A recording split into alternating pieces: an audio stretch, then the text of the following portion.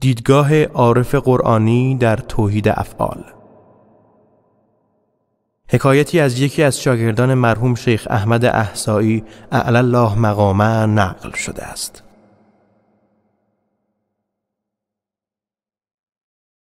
روزی نزد استادم عالم ربانی مرحوم شیخ احمد احصایی اعلی الله مقامه بودم.